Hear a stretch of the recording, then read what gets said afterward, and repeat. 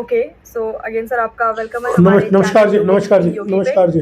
Sir अभी तक हमने काफ़ी चीज़ों पे चर्चा करी हुई है और हम अक्सर ऐसी चीज़ें नमस्कार सर, ऐसी चीज़ों पे सर चर्चा करते रहते हैं, बट जो अभी की कंडीशन आ रही है, बहुत ही क्रिटिकल, बहुत ही सेंसिटिव चीज़ें हैं। सर जैसा कि हमें पता है कि मिडल ईस्ट में ये वॉर काइंड ऑफ चीज़ें चल रही हैं, बहुत ज़्यादा हार्म भी हो रहा है सब चीज़ पे। उसके बारे में सर थोड़ा हमारी ऑडियंस को बताइए प्लीज़। जो ईरान पे हमला किया इज़राइल और अमेरिका ने, तो वो 28 फरवरी को किया था और अभी 10-11 दिन हैं और 10-11 दिन में ही पूरे जो वर्ल्ड की इकोनॉमी है, ग्लोबल इकोनॉमी है या ग्लोबल क्राइसिस है या ट्रेड है या पॉलिटिकल सिस्टम है, सब का ऑर्डर बिगड़ गया और सब डिस्टर्ब हो गए। सब पूरे मतलब कि ये जो क्राइसिस है वो इतना बड़ा है कि वो पूरे दुनिया का कोई मुल्क ऐसा नहीं होगा जिसका इस पर असर नहीं होगा। और उसका एक कारण भी है, जैसे युद्ध तो पीछे 3-4 साल से यूक्रेन और रूस में भी चल रहा है, पीछे इसराइल और गाजा वाला युद्ध भी बहुत चल रहा है, पीछे एक बार हिंदुस्तान और पाकिस्तान का भी कुछ दिन चला था, पर वो कुछ तो युद्ध जल्दी खत्म हो गया, कुछ ना थोड़ा से साइड में थे तो पूरे कुछ हिस्से को तो इफेक्ट कर रहे थे, पर पूरे कंट्री को, दुनिया को नहीं असर कर रही थी। पर ये जो है इसकी जो जोग्राफिकल सिचुएशन है वो जैसे मॉर्टिजर स्ट्रेट कहते हैं या हिंदी में जल डमरू मध्य कहते हैं, तो वो लोकेशन ऐसी है कि उसकी पूरी दुनिया में किसका असर है, क्योंकि जो हमारे में हिंदी में इसको जो जल डमरू मध्य कहते हैं वो बिल्कुल सही वर्ड है कि वो बिल्कुल मध्य में, दुनिया के मध्य में, और वो डमरू की शेप में है। वहां से दुनिया की 80% जो एनर्जी है या ट्रेड है वो सारे शिप वहां से निकलते हैं। जो एनर्जी में जैसे ऑयल लगा लो, गैस लगा लो, एलएनजी, पीएनजी, सीएनजी और क्रूड ऑयल, और ट्रेड में हर तरह का बिजनेस, तो उस जगह पे वो युद्ध हो रहा है और उस पे ज्यादातर ईरान का कंट्रोल है क्योंकि उसके वहां से निकलता है, तो उसी पे सारा झगड़ा है। अमेरिका भी वहां कब्जा करना चाह रहा है, इसराइल तो वहां स्थित है ही। तो इससे क्या हुआ कि जो है वो क्राइसिस, दिन 10-11 हो गए हैं, पर 10-11 दिन में ही पूरी दुनिया की इकोनॉमी गड़बड़ा गई, सारा मामला बिगड़ा क्योंकि सारा चीज वहां रुक गई है। अब अमेरिका ने जो सोचा था कि ट्रंप ने तो कहा, सोचा था कि मैं 2-4-5 दिन में ही ईरान को कर दूंगा, और साथ उसमें ये कहा जा रहा है कि अमेरिका को कम इंटरेस्टेड है, इसने इजराइल और नेताओं ने का जो पर्सनल इंटरेस्ट जुड़े हुए थे उसके कुछ पॉलिटिकल है, कुछ जियो पॉलिटिकल है और कुछ उसकी डोमेस्टिक प्रॉब्लम है, तो उसने ज़्यादा अमेरिका को कर दिया। और अमेरिका की जो पिछला पास्ट जितना भी रिकॉर्ड रहा है कि वो यूं ही सोच के करता है कि मैं यूं करूंगा, और वो हर जगह से नाकाम होके निकला है।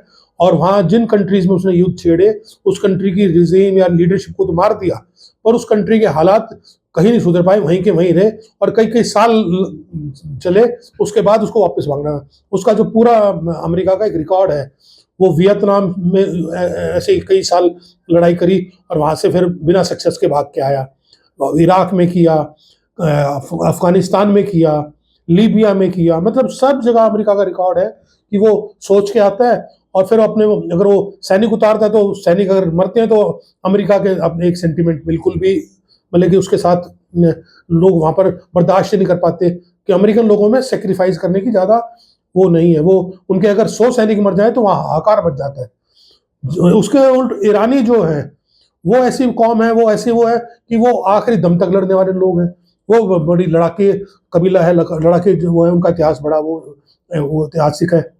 तो अमेरिका ने जो सोचा था कि वो ये मतलब इतना जल्दबाजी करता है, और उसमें सबसे बड़ा आला जो है ट्रंप का बिहेवियर है। ट्रंप का इतना बड़ा बोला और इतना शॉर्ट टेम्परामेंट है कि वो बिना सोचे समझे वो पूरे चीजों में हड़बड़ाहट में रहता है, चाहे वो लड़ाई का इशू हो, चाहे वो ट्रेड का इशू हो, और उसमें पेशेंस भी नहीं है और वो ऐसा लगता ही नहीं कि वो किसी पावरफुल कंट्री का प्रेसिडेंट है। तो उसके एक्शन की वजह से ये रहा। और अब के तो सबसे बड़ी बात यह है कि इंटरनल पॉलिटिक्स में भी देखो कि अभी एक रिपोर्ट आई है, सेकेंड वर्ल्ड वॉर के बाद अमेरिका में इस टाइम लोवेस्ट सपोर्ट है इस वॉर के लिए। मतलब कि जहां सेकेंड वर्ल्ड वॉर और जो अलग अलग वॉर हुई अमेरिका की, उसमें पब्लिक का जो सपोर्ट है वो कहीं 70% था, फिर 60% था, फिर अब जो रिपोर्ट आई है ताजा, जो वहाँ के वाशिंगटन न्यूयॉर्क टाइम्स और वाशिंगटन पोस्ट वगैरह से सर्वे है कि वहाँ के लोग 31% भी उससे साथ नहीं है।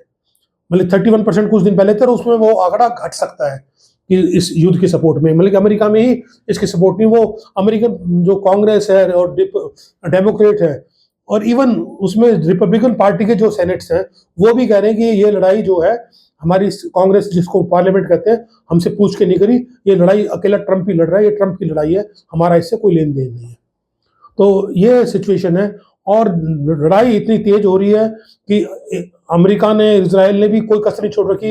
ईरान पे कोई कम से कम 3 या 4,000 पॉइंटों पे उन्होंने बमबारी की है और ईरान ने भी पूरे मिडिल ईस्ट में सारे चारों तरफ जो कंट्री है जहाँ जहाँ अमेरिकन बेस है, चाहे वो कुवैत है, बहरीन है, कतर है, यूएई है, सऊदी है, सब जगह उसने, इवन इजराइल है, सब जगह उसने अटैक, काउंटर अटैक किया और ईरान के जो अटैक है वो भी बहुत भयानक है और अमेरिका और इसराइल के तो है ही। तो इसमें तो कोई शक नहीं कि इंफ्रास्ट्रक्चर दोनों तरफ से बहुत नुकसान हुआ है, ह्यूमन कैजुअलिटीज भी बहुत हुई हैं। हालांकि दोनों क्लेम कर रहे हैं कि हम सिविल एरिया में नहीं कर रहे, पर ना करते करते भी सिविल एरिया में, जैसे ईरान में 164 बच्चियों का स्कूल पे कर दिया, जो सबसे बड़ी ह्यूमन ट्रेजिडी है, उन बच्चे के कर दिया। इधर से ईरान जो कर रहा है उसमें भी कई जगह मिस फायर हो रहे हैं या कैलकुलेट हो रहे हैं, पर दोनों का टारगेट तकरीबन एक है कि जो अमेरिका कर रहा है वो भी एक तो ईरान के एटॉमिक जो प्लेसेस हैं उस पे कर रहा है, दूसरा जितने उनके जो ऑयल रिसोर्सेज हैं, गैस रिसोर्सेज हैं, उन पे अटैक हो रहे हैं और ईरान भी रिवर्स में जो है उनके पेट्रोलियम ठिकाने पे, उनके आर्मी बेस पे, उनके जो पावर हाउस है उन पे, और ईरान ने तो भी एक स्ट्रेटेजी और करी है कि जो उनकी वाटर ट्रीटमेंट के प्लांट्स हैं चारों तरफ जो यूएई है, जो जो अमेरिका को सपोर्ट कर रही है, उनके वाटर ट्रीटमेंट प्लांटों पे भी कर रहे हैं, क्योंकि वहां ज्यादातर पानी की कमी रहती है मिडिल ईस्ट में और ज्यादातर उन्होंने समुद्र से पानी को ट्रीट करके बना रहे हैं, तो उन पे भी कर रहे हैं, क्या कि गर्मी आए तो वो दिक्कत में आए, और इधर से ये लोग भी टारगेट बना रखे हैं। तो लड़ाई तो बहुत, मतलब कि नुकसान तो बहुत दुनिया का हो ही रहा है। और इकोनॉमिकली क्या है कि ईरान जो है ड्रोन यूज कर रहा है ज्यादा, ड्रोन की कॉस्ट बहुत कम है और उसको इंटरसेप्ट करने के लिए जो इसराइल और अमेरिका कर रहे हैं वो बहुत ही महंगे हथियार यूज कर रहे हैं। तो इकोनॉमिकली ईरान तो वीक पड़ेगा ही, पर इसराइल और जो अमेरिका है उस पर इकोनॉमिकली बर्डन बहुत पड़ रहा है, वो बहुत लंबा बियर नहीं कर पाएंगे, इतना घाटा हो रहा है इसराइल पेयर्स में भी कि जितना महंगा लड़ाई होती जा रही है वो लड़ाई बहुत, मतलब कि बुरी तो है ही लड़ाई, पर एक्सपेंसिव भी बहुत है, तो बहुत बुरा हो रहा है। और ये लड़ाई लगातार दोनों एक दूसरे को दावे कर रहे हैं, पर ट्रंप तो ये कह रहे हैं कि ये लड़ाई खत्म होने को है 2-4 दिन में, और इसराइल कह रहा है कि अभी लंबी चलेगी। पर मेरा अपना आकलन है कि जो अमेरिका ने पिछले पास जितने भी इतिहास रहे हैं, जितने भी इराक हो, अफगानिस्तान हो, लीबिया हो, चाहे कुछ भी हो, ईरान उन सबसे पावरफुल कंट्री है, ईरान उन सबसे ज्यादा लंबा टाइम लेगा। और मेरे हिसाब से तो ईरान ये कह रहा है कि अभी लड़ाई अमेरिका अगर खत्म हो रही है, ईरान कह रहा है हमने शुरू नहीं की, वो तो ये क्लेम कर रहा है कि भाई हमारे 80% हमारे पास जो मिसाइल और ड्रोन है वो अभी हमारे बचे पड़े हैं। अभी तो हम, ईरान तो ये कह रहा है कि हम सिर्फ अभी तो जो हमारा एक्सपायर होने वाला मसला था वो उसको यूज कर रहे हैं, और उधर से अमेरिका ये क्लेम कर रहा है कि मैं 2-4-5 दिन में इसको निपटा दूंगा। तो हमें को तो ये लग रहा है, और अच्छा अमेरिका अपने जब तक जो पर्पस है अमेरिका का वो मीट होता दिख नहीं रहा। अब पता चले मान लो अमेरिका निकलने का बहाना सोच रहा है, तो उससे पूछा जाएगा तू आया क्यों था, क्योंकि उसने जो अपने 2 रीजन बताए थे आने के, एक तो ईरान के रिजीम को चेंज करना, लीडरशिप चेंज करना, वो चेंज नहीं कर पाया, और ईरान ने अपना लीडर अपने आप ही चुन लिया जो अमेरिका को मंजूर नहीं है। दूसरा, वो अमेरिका कह रहा था कि मैं इसके एटॉमिक सिस्टम को खराब कर दूंगा, इसके एटॉमिक जो प्रोग्राम है उसको नहीं चलने दूंगा। अब वो नहीं पता कि उसमें कितना सक्सेसफुल हुआ है, उसमें कितनी बम्बार्डमेंट हुई, उसकी अभी पोजीशन क्लियर है नहीं। और असली मकसद तो ये था कि ईरान का कब्जा करके ईरान के तेल पे कब्जा करना था। तो अगर अमेरिका अगर भागने की सोच रहा है तो मुझे लगता नहीं कि उसका कोई पर्पस सॉल्व हुआ है, सिवाय उसके कि पूरे वर्ल्ड को डिसऑर्डर कर देना और पूरे इंफ्रास्ट्रक्चर को डैमेज करना। तो ये मसला है, अभी लड़ाई चल रही है। देखो कुछ डेवलपमेंट की बात होती है तो आपस में कहीं कोई सुलह निकलती है तो ठीक है, नहीं तो अभी तो कुछ एज इट इज दिख रहा है कि एज इट इज ही चल रहा है, कोई सॉल्यूशन दिख नहीं रहा। बिल्कुल। तो सर हमें ये तो समझ में आया कि अभी वॉर काइंड ऑफ जो सिचुएशन है, जो चीज़ें चल रही हैं उसमें क्या है, बट एक सर यहाँ पे बहुत इंपॉर्टेंट बात आती है कि इंडियन इकोनॉमी पे इसका क्या फ़र्क पड़ रहा है, और स्पेशली जो हमारी इंडियन पॉलिटिक्स है उस पे इसका क्या प्रभाव पड़ेगा, उसके बारे में थोड़ा बताइए। बिल्कुल, बिल्कुल ठीक बात है कि भई इंडिया भी जो है हमारा इंडिया है या हमारा साउथ एशिया इंडिया का सब कॉन्टिनेंट है, वो भी वर्ल्ड का ही पार्ट है। अगर दुनिया में इतनी बड़ी वो पड़ रही है तो डेफ़िनेटली हम इससे अछूते नहीं रह सकते। तो इसके दोनों पार्ट हैं, जो हमारे इकोनॉमिकल कंडीशन का भी है और पॉलिटिकल का भी है। तो पॉलिटिकल का तो बात ये है कि पार्लियामेंट हमारी चल रही थी, तो पर कल पहले दिन का पार्लियामेंट का परसों पहला दिन था। तो जो विपक्ष था उसने नोटिस दे रखा था ओम बिरला के जो स्पीकर है उसके खिलाफ जो है इम्पीचमेंट का, पर अब उसके बीच ये लड़ाई आ गई। तो विपक्ष तो चाह रहा था कि ये जो संघर्ष हो रहा है, जो युद्ध चल रहा है, इस पे चर्चा हो, क्योंकि इस युद्ध का प्रभाव आम आदमी के से जुड़ा हुआ है, आम आदमी के इंटरेस्ट से है, तो वो बहस कर रहा था। और जो गवर्नमेंट है, जो बीजेपी साइड है, जो एनडीए है, वो कह रहा था कि नहीं, आपने नोटिस उसका दे रखा है बिरला का, आप उसी बहस करो, इस पे बात नहीं करेंगे। तो उस दिन पहला दिन तो वो खराब हो गया, पर दूसरे दिन चलो कल फिर ओम बिरला पे बहस हुई। पर जो है पॉलिटिकली बात यह है कि हमारी लीडरशिप इस मामले में बिल्कुल अभी तक कोई कंट्री को ना तो कॉन्फिडेंस में ले रही है, ना पार्लियामेंट चल रही है, पार्लियामेंट को कॉन्फिडेंस में ले रही है। उनको सिचुएशन गवर्नमेंट को बताना चाहिए क्लियर। हमारे प्राइम मिनिस्टर और लीडरशिप बिल्कुल खामोश है, उनके स्टैंड का ही नहीं पता चल रहा। जब वो ईरान रात पे युद्ध हुआ तो उन्हें एक शब्द नहीं बोला। उनके लीडरशिप खोमेनी की डेथ हो गई, एक शब्द नहीं बोला। फिर नहीं बोलना था तो नहीं बोलते, पर 6 दिन बाद जाके हमारा फॉरेन सेक्रेटरी जाके वहाँ पर एम्बेसी में जाके वो दे के आया। अब नई लीडरशिप चुनी है, पूरे वर्ल्ड की कंट्री, रशिया हो, चाइना हो, सबने बधाई दी, उस पे भी इंडिया खामोश है। तो हमारा तो यही नहीं पता चल पा रहा कि हमारा स्टैंड कहाँ है। जब युद्ध शुरू हुआ उससे 2 दिन पहले मोदी जी इज़राइल गए हुए थे, तो उससे पूरी दुनिया को ये गया कि हम इज़राइल के साथ खड़े हैं। तो कभी हम इंडिया के साथ दिखाई देते हैं, कभी ईरान के साथ खड़े हैं। और जब ईरान का जहाज हमारे यहाँ डुबो दिया, तो हमारा फॉरेन मिनिस्टर कह रहा है कि हमने तो तीनों जहाज़ों को प्रोटेक्शन देने की बात कही थी, अब उसमें से एक जहाज चला गया तो हम क्या करें। तो हमारी पॉलिटिकल सिस्टम में इतना है कि जो अपोजिशन है वो इसको उनको घेरना चाह रहा है। वो कहते हैं कि हमारी जो पॉलिटिकल लीडरशिप है वो बिल्कुल कॉम्प्रोमाइज़ है, उसको ब्लैकमेल कर रहा है अमेरिका, और उस पे वो चर्चा करना चाह रहे हैं। और उनका सीधा-सीधा आरोप है कि जो अमेरिका है वो मोदी जी को बोलने नहीं दे रहा, उसके पीछे या तो एप्स्टीन फाइल है, या जो है अडानी का केस है, या वो निखिल गुप्ता केस है, क्या केस है। अपोजिशन का तो सीधा-सीधा ये है, पर कुल मिला के बात ये दिख रही है कि हमारी लीडरशिप इसमें बिल्कुल उसका स्टैंड बिल्कुल क्लियर नहीं है। हम एक तरह से आइसोलेट से हैं और नेग्लेक्टेड से हैं पूरी दुनिया में, हमारा कोई दिख नहीं रहा। और पॉलिटिकली दूसरा ये है कि हमारा जो लीडरशिप है, पेट्रोल मिनिस्टर है, 6 तारीख को भी उन्होंने स्टेटमेंट दी है कि हमारी किसी तरह की कोई डिस्टर्बेंस नहीं होगी। हमारे पास जो है वो पूरी मात्रा में, कई बहुत दिन का हमारा क्रूड ऑयल भी है, एलपीजी भी है, एलएनजी भी है, हमारे पास हर तरह की चीज़ है। हमें किसी तरह की कोई एनर्जी क्राइसिस नहीं आएगा, अभी 6 दिन पहले का है। और उसमें ना तो पार्लियामेंट को कॉन्फिडेंस मिल गया, पर एक स्टेटमेंट दे दी, पर उसका असर अभी दिखने लग गया। पूरे देश से खबर आ रही है कि एलपीजी के लिए लाइन लगने लग गई है। जो हमारे 21 दिन का वो था लोकल डोमेस्टिक एलपीजी का, 21 दिन में आप भरवा सकते हो, उसको 25 दिन कर दिया। उसके बाद भी ब्लैक मार्केटिंग हो रही है और डबल पेमेंट पे मिल रही है। जो कमर्शियल एलपीजी है वो तो बहुत जगह बंद ही कर दी। उससे जितना हमारा पूरी दुनिया में शहरों में जो नंबर 1 टायर है, 2 टायर है, रेस्टोरेंट्स की बड़ी दिक्कत आ गई है। रेस्टोरेंट ज़्यादातर बंद करने की बात कर रही है, एसोसिएशन कह रही है कि हमारे पास सप्लाई नहीं हो रही और रेस्टोरेंट बंद करने पड़ेंगे।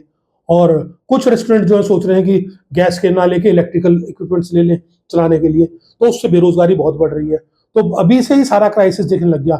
अच्छा, लोकल एलपीजी पे रेट बढ़ गया, 55 रुपए 60 रुपए के करीब एलपीजी पे रेट बढ़ गया, कमर्शियल पे 115 रुपए बढ़ गए। तो अभी तुम 2 दिन पहले कह रहे हो कि हमारे पास सब कुछ है।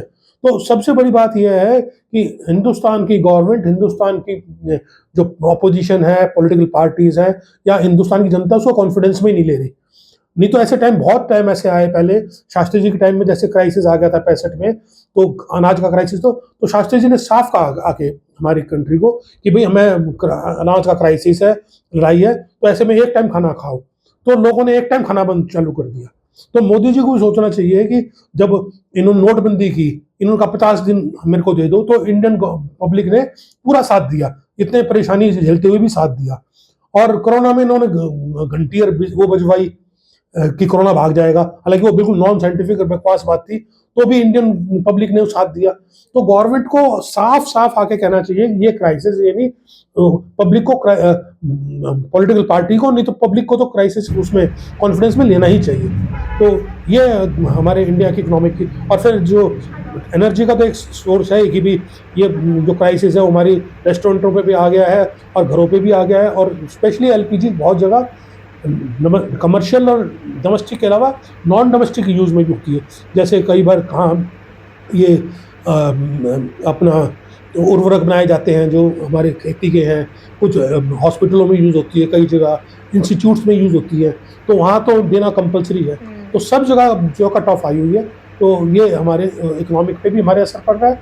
और जो ट्रेड है, हर तरह का ट्रेड, इलेक्ट्रॉनिक हो, हौजरी का हो, बिजनेस हो, वो सारे जहाज भी बीच में अटके पड़े हैं क्योंकि गुजरना वहाँ से है। तो हर तरह के ट्रेड पे असर आया हुआ है, और आगे अगर लड़ाई लंबी चली तो ये असर बढ़ेगा, क्राइसिस धीरे धीरे बढ़ेगा। सर मैं ये तो समझ में आया कि जो सारी चीज़ें हो रही हैं इसका क्या प्रभाव पड़ेगा हमारी इंडियन पॉलिटिक्स पर और स्पेशली हमारी इकोनॉमी पे, बट इसके साथ एक और चीज़ आती है कि सर ये वॉर कहाँ तक जाने वाली है, इसका क्या मतलब फ्यूचर दिख रहा है आपको, या आगे इसको कैसे रोका जाएगा या बढ़ाया जाएगा, इसके बारे में थोड़ा, इसके फ्यूचर के बारे में थोड़ा हमारी ऑडियंस को बताइए प्लीज़। देखो ये बड़ा कॉम्प्लिकेटेड क्वेश्चन है, बड़ा मुश्किल कहना है कि ये कितने दिन चलेगी, कब तक चलेगी, और इसका हर वॉर का सॉल्यूशन तो यही है कि बैठ के बात हो, और अभी तक बैठने की कोई बात करने की बात चली नहीं। हालांकि कुछ डिस्कशन शुरू हुए हैं, जैसे कल पुतिन और ट्रंप ने बात की है फ़ोन पे, तो ये अच्छे सिग्नल है कि चलो कुछ बातचीत शुरू हुई है, पर उसका कोई सॉल्यूशन नहीं दिखा। तो इसमें जो बड़ी कंट्रीज़ हैं, चाइना है, रशिया है, या जो मिडिल ईस्ट की ओमान, जैसे ओमान में बात पहले चल रही थी, तो इस तरह की कुछ बातें कुछ लोग पहल करें। पर सबसे बड़ा इशू तो यह है कि जैसे ईरान है, ईरान में जो प्रेजेंट रिजीम चुनी है, जो उन्होंने अपना खोमेनी का लड़के को लीडर चुना है, तो अमेरिका उसको रिकग्नाइज नहीं कर रहा। जब तक उसको रिकग्नाइज नहीं करोगे ईरान के किसी को, तब तक बात बने कैसे? तो ये जब तक सॉल्यूशन नहीं हो सकता, जब तक किसी भी जो रिजीम जो उसको है उसको कोई रिकग्नाइज करेगा, सारी बड़ी ताकतें बीच में पड़ेंगी, क्योंकि सब कंट्रियों पे इस पर पावर है। और जो मिडिल ईस्ट की जितनी भी कंट्रीज़ हैं, जो हालांकि वो वैसे तो ईरान के फ्रेंड हैं, पर सब ने अमेरिकन बेस बना रखे हैं, तो उन कंट्रीज़ में भी बहुत असर पड़ रहा है। तो ये तो सारी कंट्रीज़ जब दबाव डालेगी, प्रेशर डालेगी, तो कोई इसका सॉल्यूशन अगर निकलेगा तो बैठ के ही निकलेगा, और जब तक ये इसको कोई बैठ के सॉल्यूशन नहीं निकलेगा, तो जो है वो ये युद्ध चलता रहेगा। उसका एक बीच का भी रास्ता शायद निकल सकता है कि ये बैठ के सॉल्यूशन कर दो कि भी जो ये रूट है इसको क्लियर कर दो और तुम अपनी लड़ाई लड़ते रहो। पर ये कब निकलेगा, कैसे निकलेगा, ये पूरी वर्ल्ड की इकोनॉमिक, जियोपॉलिटिकल, पॉलिटिक्स सब पे असर डालने वाला काम है, और इसका सॉल्यूशन तो अब भगवान ही मालिक है कि किस तरह से कब बात बनेगी, प्रिडिक्ट करना बड़ा मुश्किल है। पर अगर ये लड़ाई यूँ ही चलती रही तो एक बात तो तय है कि जीतेगा तो कोई नहीं, पर सभी कुछ ना कुछ हार जाएंगे। इकोनॉमिकली सभी का जाएगा, सभी की जान माल जाएगी, हर कंट्री की जाएगी। और ईरान जीतना जीते, ईरान हार मानने वाला नहीं है, ये बात आपको पक्का बता देता हूँ। अमेरिका की जितनी मर्जी ताकत हो, ईरान जीतेगा नहीं ये पता नहीं, पर ईरान हार नहीं मानेगा, क्योंकि वो जो है वो उस तरह की कौम और उस तरह के मुल्क है नहीं। तो इसका जो है बड़ा अभी नियर फ्यूचर में तो कुछ का रास्ता दिख नहीं रहा, पर हो सकता है कुछ दिनों में सब लोग बैठ के कोई हल निकाल लें। तो सर हमें ये सारी चीज़ें क्लियर हुई, हमारे क्वेश्चन यहीं तक थे। आई जस्ट होप हमारी ऑडियंस को भी सब कुछ क्लियर हुआ होगा। Thank you so much. नमस्कार जी। और मेरी ऑडियंस की रिक्वेस्ट है कि अगर आप हमारे चैनल पर पहली बार आए हैं, आप चैनल को सब्सक्राइब कर सकते हैं, वीडियो अच्छी लगी तो लाइक कर सकते हैं, एंड जो भी आपको ओपिनियन है इस पूरी कन्वर्सेशन के अराउंड आप कमेंट में बता सकते हैं। Thank you.